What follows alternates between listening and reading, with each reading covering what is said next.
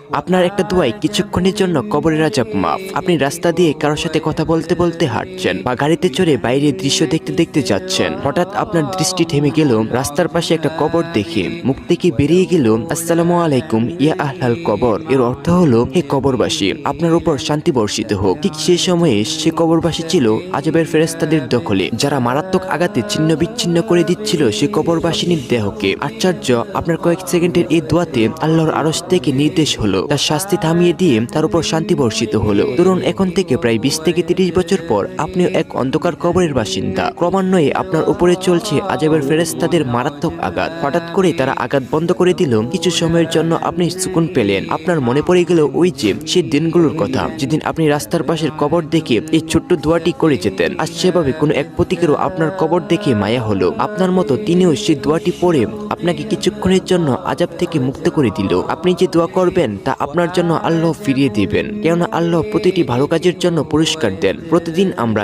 এভাবে কত কবর পার করি, অথচ আমরা ভুলেই যাই যে এরাও একদিন আমাদের মতো দুনিয়ায় বিচরণ করত। দৈনিক রাস্তা পার হতে ততক্ষণ কবর দেখে দোয়া করুন যতক্ষণ আপনি কবরের আযাব থেকে মুক্তি পেতে চান। ছোট্ট একটি অনুরোধ, যদি সময় থাকে এই ভিডিওটি কয়েকজনকে শেয়ার করুন। আপনার শেয়ারের মাধ্যমে তিনিও এই বিষয়টি জানতে পারবে এবং এর উপর আমল করতে পারবে। আল্লাহ আমাদের সবাইকে বোঝার তৌফিক দান করুক।